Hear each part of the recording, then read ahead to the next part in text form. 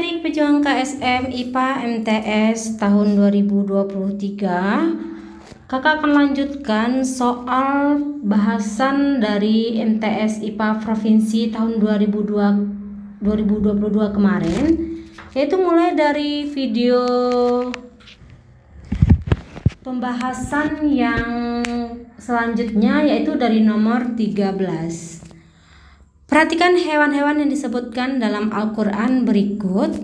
Surat At-Takwir yang beri simbol ini itu unta. Al-Mudaththir ayat 51 itu menjelaskan tentang dibahas ada kata-kata singa dalam ayat tersebut.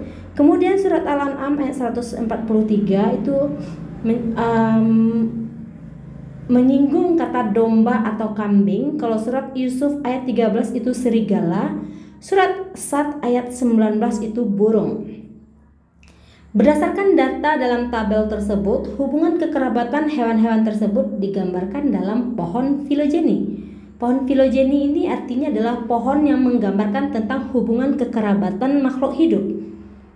Baik, di sini kita bisa analisa kelompok makhluk hidup mulai dari unta sampai burung. Unta sampai serigala itu adalah kelompok mamalia. Sementara burung itu kelompok dari Aves.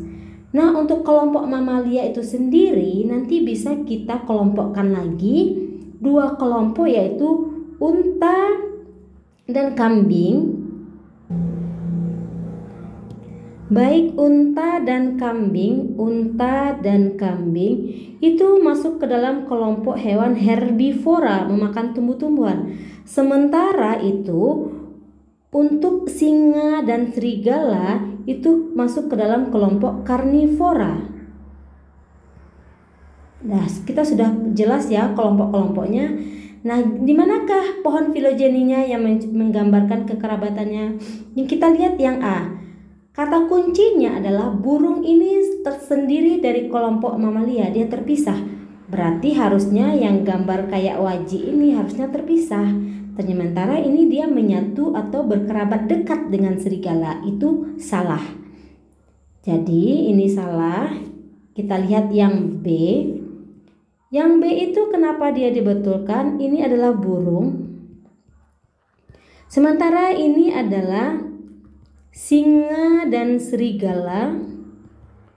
Kemudian yang kotak itu adalah unta dan kambing. Unta dan kambing. Nah, jadi cocok ya. Ini adalah kelompok dari mamalia. Ini kelompok dari Aves atau burung. Baru di sini kelompok mamalianya ada herbivora. Baru ini karnivora. Makanya yang cocok itu adalah gambar dari B. Soal nomor 14. Terjemahannya adalah collagenase enzyme can break the peptide bonds in collagen protein. Oversecreting of this enzyme will lead to weakening of. Enzim collagenase dapat memutus ikatan peptida pada protein kolagen. Sekresi berlebihan enzim ini akan menyebabkan melemahnya. Jika terjadi sekresi berlebihan enzim collagenase, ini dapat menyebabkan kerusakan pada struktur kolagen di dalam tulang. Akibatnya, tulang menjadi lemah dan rentan terhadap kerusakan yang dapat mengarah pada kondisi seperti osteoporosis atau penurunan kepadatan tulang. Nah, yang mana yang melemahkan yang bagian yang mana? Yaitu yang tulang. Bones itu tulang, tendon itu artinya penghubung antara tulang dengan otot. C. Intervertebral disc yaitu penghubung antara tulang-tulang punggung atau tulang belakang. Kemudian D. Nails artinya kuku. Jadi yang cocok itu adalah yang pas itu adalah tulang, bone. Kemudian soal ke-15 itu soal dalam bentuk bahasa Arab. Terlebih kurang terjemahannya seperti ini. Proses pencernaan karbohidrat pada manusia terjadi pada organ-organ berikut kecuali A. Fam itu mulut. B. Al-ma'a al-diqqa usus halus. Kemudian al-ma'dak perut. Kemudian usus besar. Jadi yang bukan termasuk organ pencernaan karbohidrat itu adalah Perut.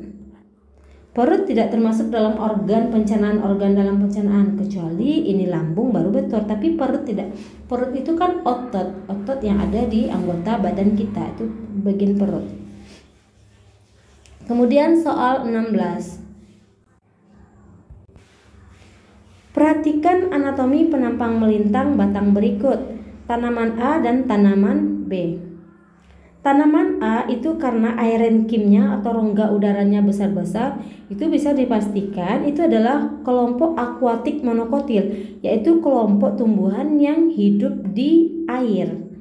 Kalau tanaman B itu adalah gambar penampang melintang batang jagung, karena batang jagung itu termasuk ke dalam mesofit. Kalau akuatik berarti dia hidup di air, itu dia disebut hidrofit. Nah, berdasarkan habitatnya tumbuhan A dan B termasuk hidrofit dan mesofit. Jadi jawabannya adalah D, hidrofit dan mesofit. Kenapa jagung dikatakan mesofit? Karena jagung adalah kelompok tumbuhan darat yang tumbuh di lingkungan dengan persediaan air rata-rata. Jika dibandingkan dengan xerophyt, xerophyt itu artinya tumbuhan yang hidup di daerah kering, contohnya adalah kaktus di tempat gurun, itu xerophyt, kelompok tumbuhan xerophyt, dan hidrofit. Hidrofit itu tumbuhan yang ada di perairan atau hidupnya di air. Tumbuhan mesofit hidup yang airnya normal, artinya tidak terlalu kering juga tidak terlalu basah. Baik, soal nomor 17. Burung gajahan timur merupakan burung air yang dikenal sebagai penjelajah mulai dari Asia Timur sampai Australia. Burung ini memiliki paruh yang sangat panjang. Berdasarkan morfologi paruh dan kakinya, maka burung ini mencari makan dengan cara, oke, kita lihat kakinya berselaput dan runcing, berarti kakinya berfungsi untuk mengais, dan paruhnya ini karena runcing akan menusuk ke dalam tanah berlumpur untuk mencari invertebrata kecil. Maka jawabannya adalah yang A. Baik, kita lanjut ke soal 18. Pembelahan sel pada akar bawang berperan untuk pemanjangan akar, elongasi. Ketika sel membelah secara mitosis, maka terdapat organel sel berupa benang-benang spindel. Fungsi dari benang spindel ini adalah menarik kromosom hingga ke tahap anafase, yaitu di mana kromosom itu atau kromatid itu akan menuju kutubnya masing-masing, yaitu tahap anafase. Namun terdapat zat kimia kolkisin yang mampu mendepolarisasi protein pada benang spindel tersebut, sehingga efek pada tanaman adalah, baik, kita lihat dulu penjelasannya. Kolkisin mengganggu pembelahan sel dengan cara menghambat pembentukan benang spindel dan mengganggu proses segregasi kromosom atau pemisahan kromosom. Hal ini menyebabkan kromosom homolog tidak dapat terbagi sama rata ke masing-masing kutub. Artinya, yang kromosom ini tidak bisa separuhnya ke sini, separuhnya ke sini, karena benang-benang spindel ini tidak terbentuk. Akibatnya apa? Jika pembentukan benang spindel terganggu, maka kromosom homolog tidak terbagi sama rata, sehingga sel anakan yang terbentuk salah satunya akan mengandung set kromosom ganda, sementara sel anakan lainnya tidak mendapat kromosom. Oleh karena itu, efeknya adalah A, sel tidak dapat melakukan pembelahan sama sekali karena benang spindel mengalami kerusakan akibat zat kolkisin. Tidak, dia masih bisa membelah, tetapi salah satunya akan mengalami kromosom ganda. Yang B, sel tetap melakukan proses pembelahan, namun kromosom yang bereplikasi tidak bisa menuju ke bidang kutub pembelahan sehingga sel mengalami mutasi. Oke, lihat dulu. Yang C, sel mengalami penggandaan kromosom akibat replikasi berulang-ulang tanpa disertai proses anafase dan sitokinesis. Kalau yang D, sel mengalami pembelahan secara tidak sempurna akibat kerusakan benang spindel sehingga sel mengalami pembelahan asimetris. Sebenarnya saya sendiri agak diragukan dengan bahasanya yang B, antara B dan C. Tapi karena adanya penggandaan kromosom lebih penekanannya di C, makanya saya memilih jawabannya yaitu yang C. Oke, soal nomor 19. Urutkan secara benar taksa berikut mulai dari karakter yang umum hingga karakter yang spesifik. Di sini yang paling umum itu yang pertama kali adalah Ecdysozoa. Lalu baru dia kelompok Bilateria, baru dia kelompok Arthropoda, kemudian dia masuk ke Hexapoda, baru masuk ke Lepidoptera, baru masuk ke Papilio. Berarti jawabannya yang tepat itu adalah yang A, 4, 5, 2, 1, 3, 6. Baik, soal ke-20.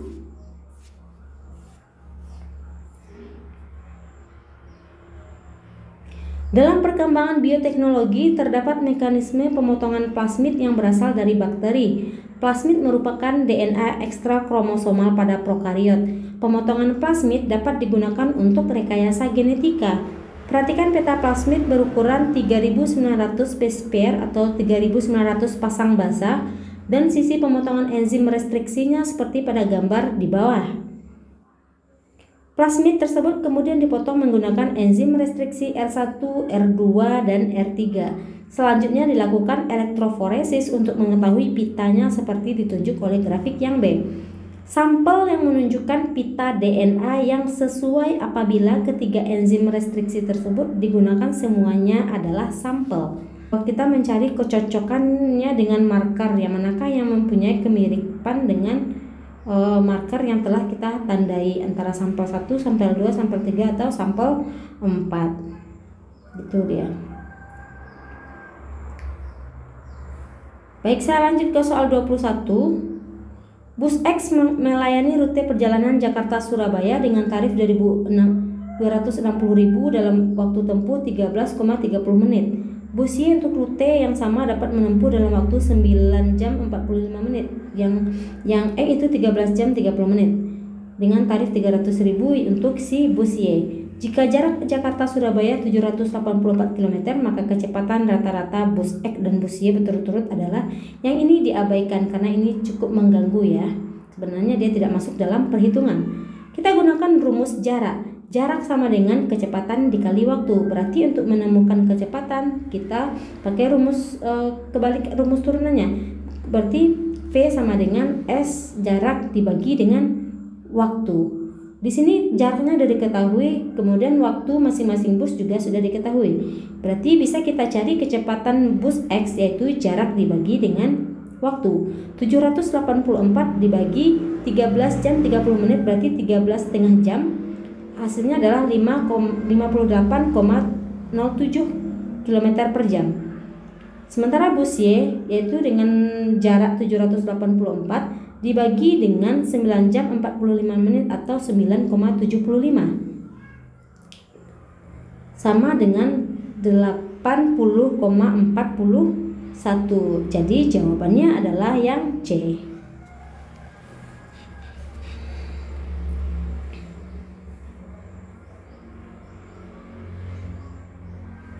Kalau ada yang bertanya dari mana 9,75, itu kan 1 jamnya itu kan 60 menit, berarti 45 menit itu sama dengan baru 75%-nya, betul, belum sampai menjadi 100% atau sampai 1 jam atau 60 menit.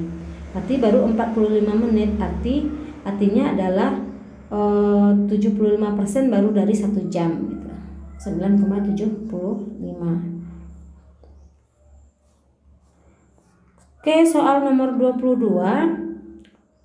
Inti pertanyaannya adalah dalam berbahasa Inggris sebenarnya yang dipertanyakan kalau kita tahu gambar ini adalah komputer, kata kuncinya komputer, kemudian ada motherboard, berarti ini adalah bagian di dalam komputer perangkat kerasnya.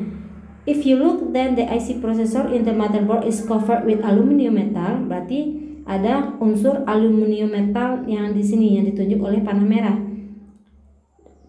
Aluminium metal ini works for, fungsinya untuk apa? Itu maksudnya. Kok ada aluminium metal di sini, fungsinya untuk apa? Benarnya adanya kata-kata kunci aluminium metal atau logam aluminium kalau perangkat lunak, perangkat keras seperti ini pasti fungsinya untuk penahan panas. Supaya perangkat itu tidak terlalu panas ketika dijalankan prosesornya. Nah, fungsi dari aluminium metal itu adalah untuk A. menghambat, inhibit panas yang dihasilkan oleh mikroprosesor, atau B. dissipate the heat atau menghilangkan panas yang dihasilkan oleh mikroprosesor, atau C. menyimpan panas yang dihasilkan oleh mikroprosesor, atau D. maintains the heat generated by the microprocessor. Lebih tepatnya menurut saya adalah mengendalikan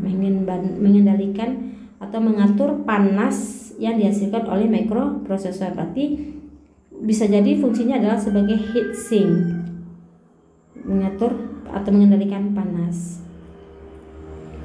Nah, oke, itu dia soal ke-22. Kita lanjut soal ke-23.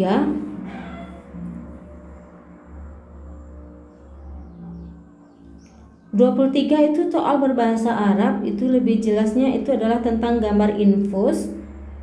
Infus ya, yang pertanyaannya adalah infus bekerja dengan mekanisme keseimbangan tekanan dan dibantu oleh gaya gravitasi.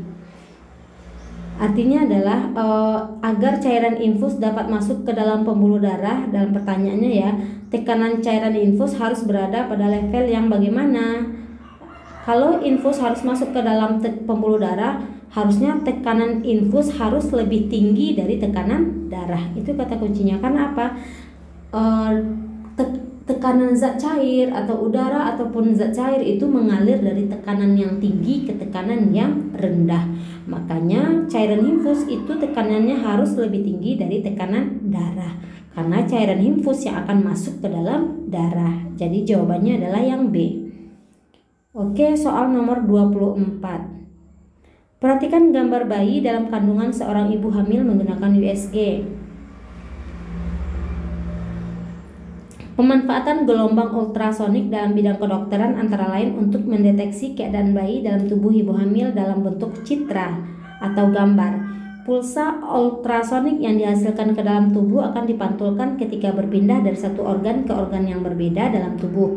Parameter fisis atau parameter fisika yang digunakan untuk menggambarkan bayangan organ tubuh tersebut adalah parameter fisika. Itu semacam parameter yang dapat diamati. Misalnya kalau pada air itu adanya perubahan fisika air, misalnya kalau pada cahaya adanya cahaya, kalau pada suhu, kecerahan, kekuruan, warna. Itu salah satu contohnya berupa parameter fisik atau yang bisa terlihat secara fisik. Nah, begitu juga dengan gelombang USG.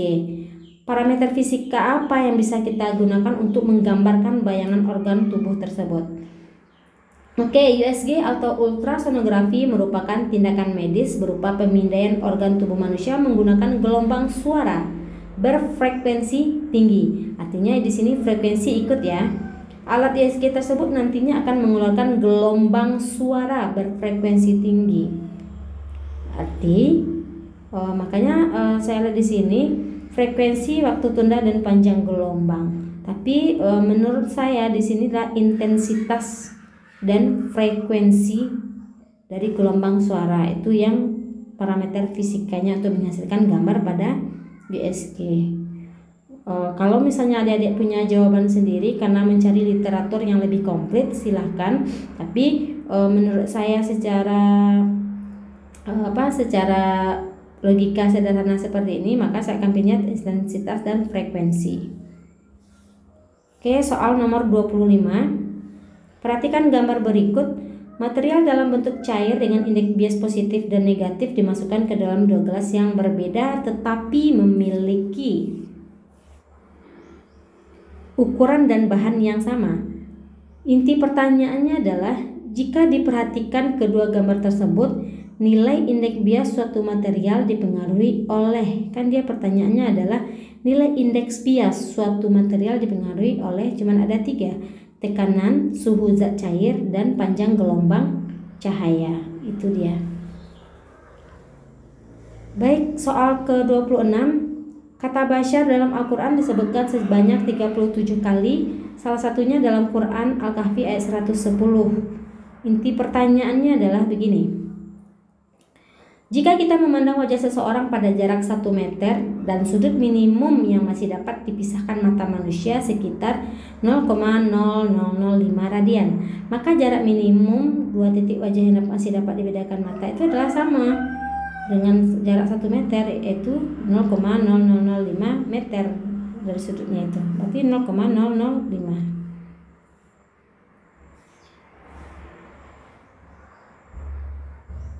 Baik, nomor soal 27. Soalnya di sini pengantarnya cukup panjang ya. Pada intinya yang ditanyakan adalah, jika atlet berharap jadi pemenang sesuai dengan gambar ini ya, berapakah sudut lompatan yang paling direkomendasikan? Oke, pada atlet lompat tinggi itu ada beberapa gaya. Ada gaya straddle, gaya guling sisi atau gunting, kemudian ada gaya flop. Nah, gambar yang ditampilkan ini adalah gaya flop, di mana punggungnya yang badannya menengadah ke atas, punggungnya menghadap ke bawah. Kalau gaya straddle itu perutnya yang menghadap ke bawah, punggungnya menghadap ke atas. Kalau guling atau gunting itu kayak menyamping atau dia kayak melangkah, kayak menggunting, melangkah gitu. Jadi kalau untuk gaya flop, sudut yang disarankan itu adalah 75 sampai 85 derajat. Makanya jawabannya adalah mendekati sudut 90 derajat terhadap lintasan lari. Jadi jawabannya adalah yang D. Baik, soal 28. Dalam ajaran Islam, membantu orang-orang yang membutuhkan bantuan adalah sangat dianjurkan, sebagaimana firman Allah surat Al-Maidah ayat 2 yang artinya tolong menolong dalam kebaikan dan takwa. Inti pertanyaannya adalah sebenarnya di nomor sini. Perhatikan gambar. Pesawat BNPT yang sedang melaksanakan tugas sosial terbang bergerak dengan kecepatan tetap. Diketahui kecepatan tetap berarti V. Pesawat ini menjatuhkan sebuah kotak kardus yang berisi bahan makanan di wilayah Kabupaten Lumajang, Jawa Timur. Hal ini dilakukan untuk membantu masyarakat yang sedang dilanda letusan Gunung Semeru. Jika gaya gesek udara diabaikan, berarti maka jarak tempuh kotak kardus ketika menyentuh tanah adalah, kalau gaya gesek diabaikan berarti dia cuma ada, dia jatuh tok aja tanpa dibawa ke sini atau tanpa, berarti yang ada dia ketinggian aja. Berarti kita pakai rumus gerak parabola. Parabola kita cari dulu, yaitu jarak atau X-nya itu dengan V kali T. Mana T-nya ini nanti kita cari dengan persamaan gerak vertikal dalam gerak parabola. Rumusnya adalah H sama dengan setengah gravitasi kali tinggi kali waktu kuadrat, atau kita sederhanakan 2H, 2 pindah ke sini, 2H sama dengan G gravitasi dikali, ini gravitasi ya bukan 9, gravitasi dikali waktu kuadrat. Berarti waktu kuadrat sama dengan 2H per G, atau T saja sama dengan hilangkan kuadratnya, kita jadikan dia akar dari 2H per G. Berarti kita udah dapat T-nya, nilai T-nya yaitu 2H per akar dari 2H kali G. Maka X atau jarak sama dengan V dikali akar 2H per G. Maka jawabannya adalah yang A.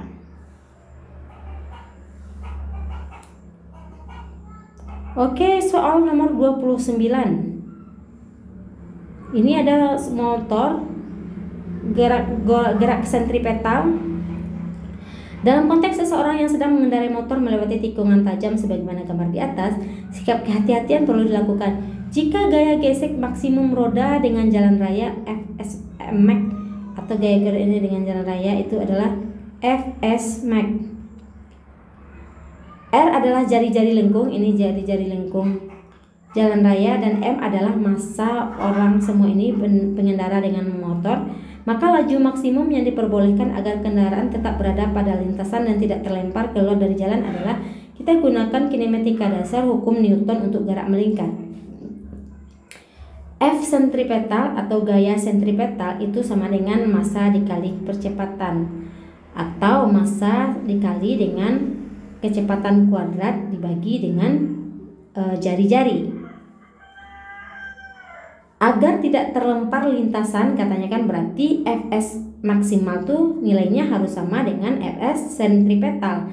Berarti bisa kita masukkan saja langsung Fs max tadi sama dengan massa dikali V kuadrat per R, ini rumus yang sudah kita dapatkan sebelumnya tadi. Maka Fs maksimum dikali dengan R atau R sama dengan massa dikali V kuadrat.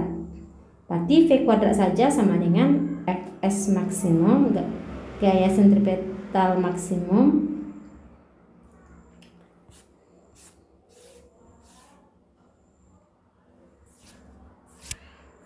Bentar.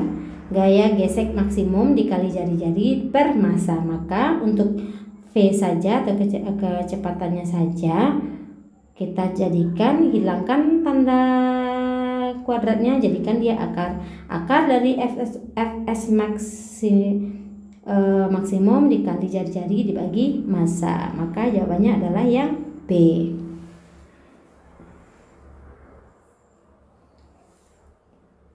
Baik, soal nomor 30. Perhatikan gambar bendungan atau dam berikut. Untuk mengelola sumber daya air, masyarakat umum membuat bendungan yang dilengkapi dengan pintu air. Di kota Sacramento, California, dibangun Pine Flat Dam dengan ketinggian 400 kaki. Dam ini memiliki frekuensi alamiah 3,47 Hz pada kedalaman 310 kaki dan 3,27 Hz pada kedalaman 345 kaki. Jika diberikan suara dengan frekuensi 3,47 Hz, apakah yang akan terjadi pada dam tersebut? Tidak terjadi apa-apa karena suaranya itu sudah di ini pada kedalaman 310 itu sudah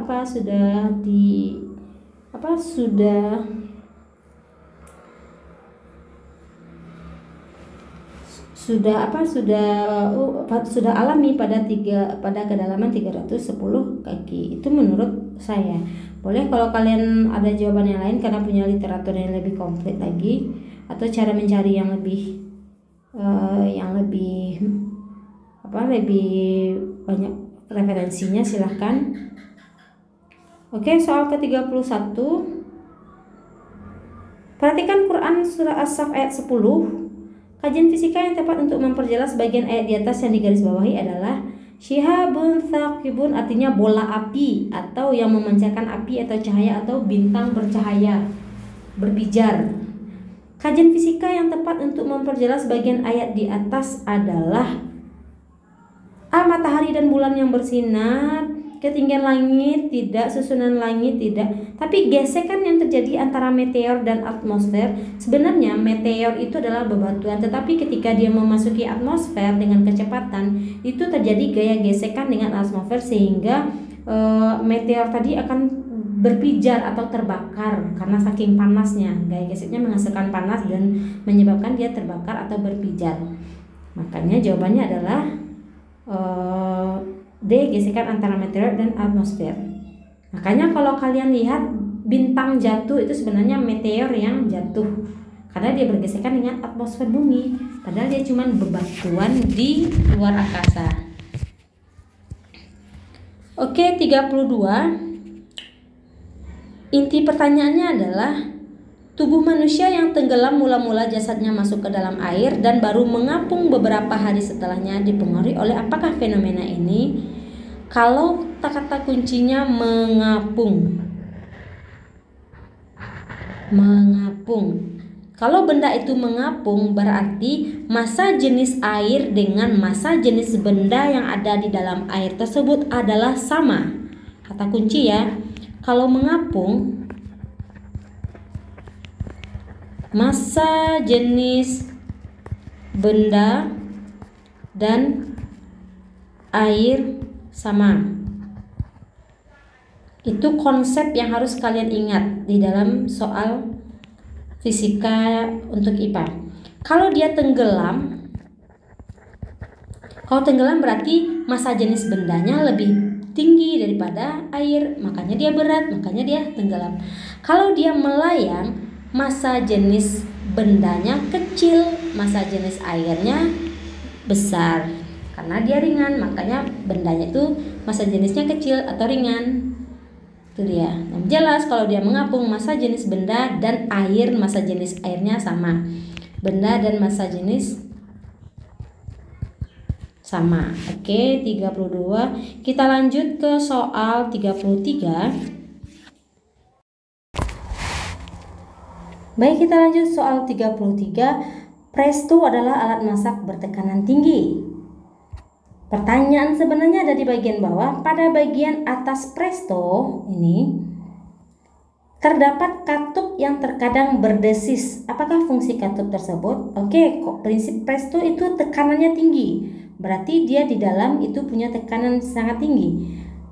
Apa fungsi katup itu sehingga dia bisa terbuka dan berdesis? Tujuannya adalah untuk mengurangi tekanan yang ada di dalam presto. Dia keluarkan sedikit demi sedikit tekanan udaranya, tekanan tingginya melalui desis tadi, dibuang ke udara.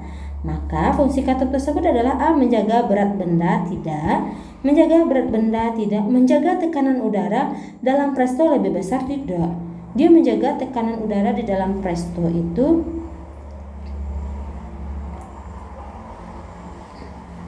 sebenarnya saya juga bingung dengan jawaban yang C dan D.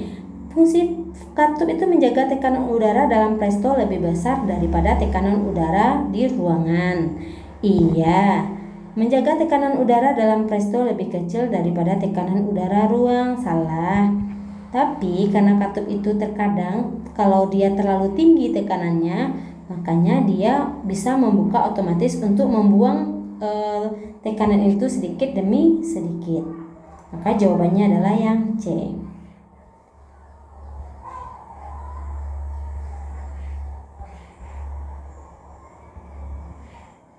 Oke, soal nomor 34. Soal 34, pertanyaannya kita baca dulu. Jika keempat bangun ruang di atas dibuat dengan bahan atau material yang sama, maka pernyataan yang tepat berkaitan dengan laju kalor induksi adalah, kita kenali konsep terlebih dahulu. Laju kalor induksi itu dipengaruhi oleh suhu, ketebalan dinding, luas permukaan, konduktivitas termal. Berarti di sini faktor kita cuma ada luas permukaan. Kita lihat ada 4 bangun ruang di sini. Ada kubus, tabung, balok, dan bola. Kita lihat berapa masing-masing luas permukaan. Intinya adalah semakin tinggi luas permukaan, maka semakin cepat laju kalor induksi. Artinya kita cari yang luas permukaannya paling tinggi nilainya, itulah yang laju kalor induksinya paling tinggi. Kita lihat kubus, maksud saya kubus. Kubus itu rumus mencari luas permukaannya itu 6 kali sisi kali sisi, sehingga nilainya adalah 600. 6 kali 10 kali 10 itu 600. Kalau luas permukaan tabung, rumusnya adalah 2πr dikali R ditambah T. R ini adalah jari-jari. Di sini jari-jarinya adalah 7 dengan tingginya dari 12. Maka didapat hasilnya adalah 2 kali Pi yaitu konstanta dengan nilai 22/7. 2 dikali 22/7 dikali 7. Kemudian di dalam kurung 7 ditambah 12 tingginya. Hasilnya adalah 1276. Berarti balok paling tinggi. Oke, kita lihat bola. Bola rumus luas permukaannya adalah 4πr kuadrat. Totalnya menjadi 616. Silahkan kalian cari, kalau tidak percaya itu jari-jarinya adalah 7 dikuadratkan. 4 dikali 22/7 kali 7 kali 7. Hasilnya adalah 616. Sementara untuk balok itu rumus mencari luas permukaannya adalah 2 dikali panjang kali lebar ditambah panjang kali tinggi ditambah luas kali tinggi. Hasilnya adalah 160. Ini sudah semua, tinggal disubstitusikan. Oke, kita lihat dari pernyataan 4 buah ini. Benda dengan bentuk tabung paling cepat mengalami perpindahan kalor. Iya, karena luas permukaannya dia yang paling besar nilainya. Yang kedua, benda dengan bentuk balok paling lambat mengalami perpindahan kalor. Iya, karena nilainya yang paling rendah. Saya ingat tadi konsepnya luas permukaan terus berbanding dengan laju kalor induksi. Semakin besar, semakin tinggi, semakin besar nilai luas permukaan, semakin cepat laju kalor induksi artinya. Ketiga, laju kalor induksi atau konduksi berbanding lurus dengan luas permukaan benda. Iya betul, semakin tinggi, semakin besar luas permukaan benda, semakin tinggi laju kalor induksi. Yang keempat, urutan laju kalor induksi terbesar sampai terkecil. Mulai dari tabung, kemudian kita masuk ke bola. Salah, di sini dia katanya kubus dulu. Kubus sama bola, yang tinggi adalah bola. Berarti ini salah. Maka jawabannya adalah 1, 2, dan 3. Yang benar adalah 1, 2, dan 3. Oke, soal selanjutnya, soal ke-35. Rel kereta api dibuat dengan memanfaatkan batu kerikil. Ketika kereta lewat, maka rel bergetar. Getaran rel harus segera dihentikan agar tidak terjadi pembengkokan permanen atau tidak memperlonggar baut pengikat rel. Caranya adalah energi getaran rel harus segera dibuang atau dihilangkan. Segera ya. Kata kuncinya segera dibuang atau dihilangkan. Bahan yang cukup efektif dan murah untuk menyerap energi getaran rel adalah kerikil. Getaran rel menyebabkan kerikil yang bersentuhan dengan rel ikut bergetar. Getaran tersebut menyebabkan tumbukan antara kerikil sehingga timbul panas. Parameter getaran rel apakah yang menjadi semakin kecil dengan adanya panas ini? Yang semakin kecil itu adalah amplitudo. Maka tidak terlalu lama terjadi getaran karena amplitudonya akan semakin kecil. Getaran akan terjadi cukup sebentar saja. 36. Dalam kalender Hijriyah, jumlah hari dalam satu bulan berselang-seling 29 dan 30 hari. Awal bulan Hijriyah ditetapkan saat terjadi bulan baru, dan bulan purnama terjadi pada pertengahan bulan kalender Hijriyah. Pergantian bulan dalam kalender Hijriyah terjadi saat bulan dan matahari berada pada koordinat bujur bumi yang sama. Dengan demikian, bumi, bulan, dan matahari berada pada sebuah bidang yang berimpit dengan salah satu bujur bumi. Posisi ini disebut ijtima. Pengamatan hilal merupakan pengamatan yang dilakukan untuk menentukan pergantian bulan dalam kalender Hijriyah atau ijtima, yang dimaknai sebagai kondisi ketika bumi, bulan, matahari berada pada posisi garis bujur yang sama, itu dia ijtima. Oke, soal 37.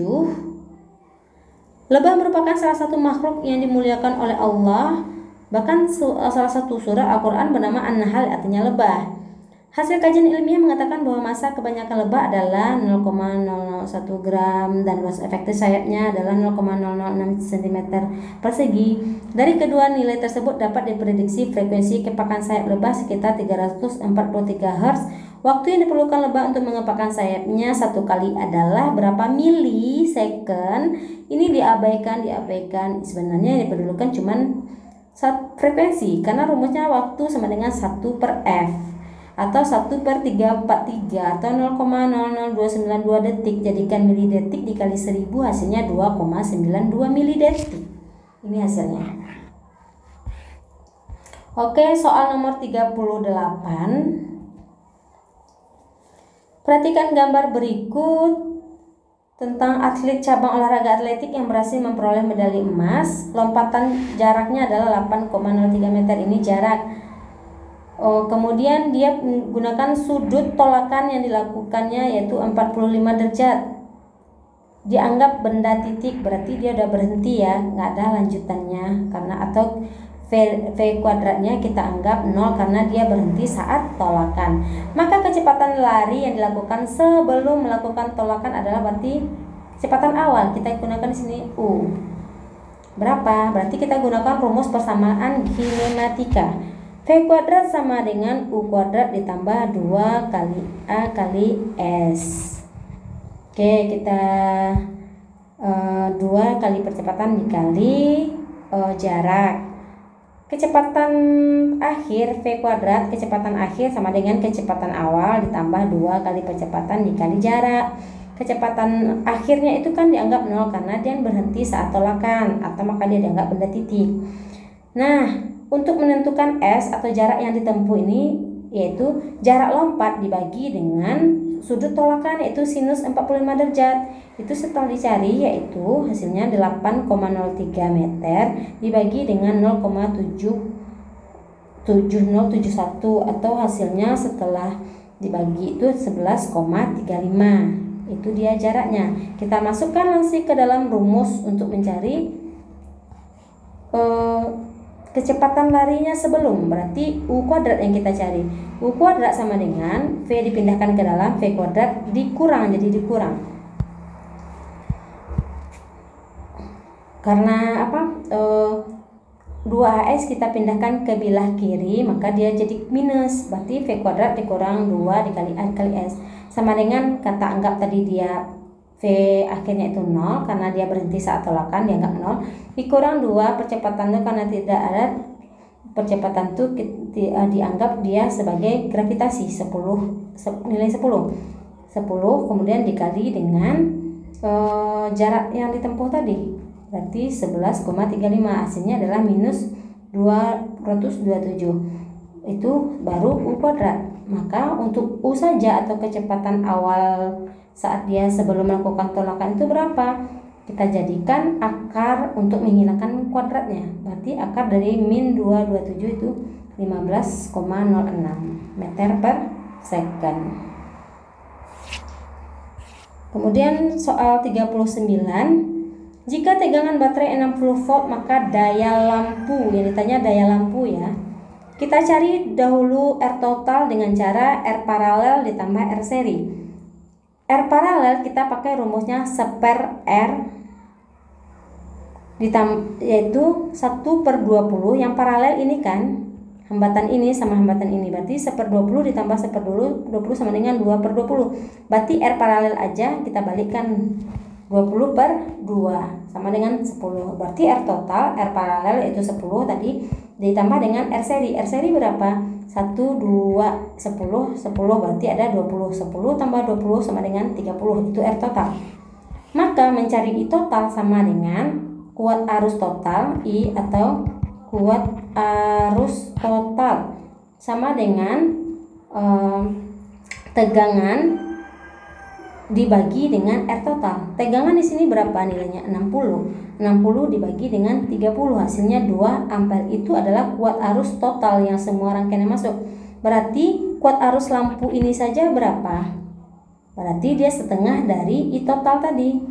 Setengah dari I total itu setengah dari 2 berarti 1 ampere. Berarti daya lampu yang terang ini saja yang 20 tegangan ini berapa? Yang 20 hambatannya maksud saya. Berarti P lampu atau daya lampu itu I lampu yaitu 1 dikali R lampu atau hambatan lampu. Nilai hambatan lampu di sini adalah 20 kali 20 hasilnya adalah 20 watt. Oke, terakhir soal nomor 40. Pada saat membaca Al-Quran, Ibu Aminah menggunakan kacamata dengan kekuatan plus 1,5 dioptri. Kalau plus berarti dia lensa cembung. Berarti dia rabun, dekat atau hipermiopi.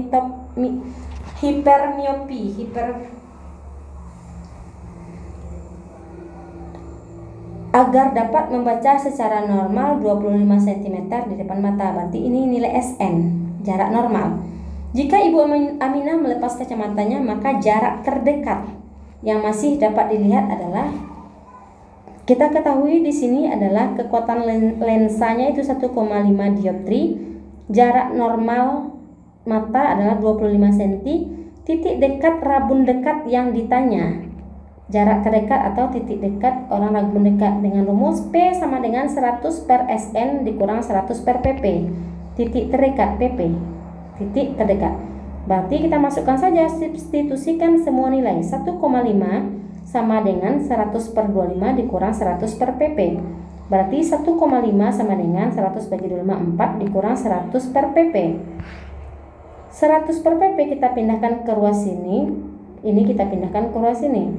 Berarti minus jadi plus, plus jadi minus kalau dia pindah. 4 dikurang 1,5 sama dengan 2,5.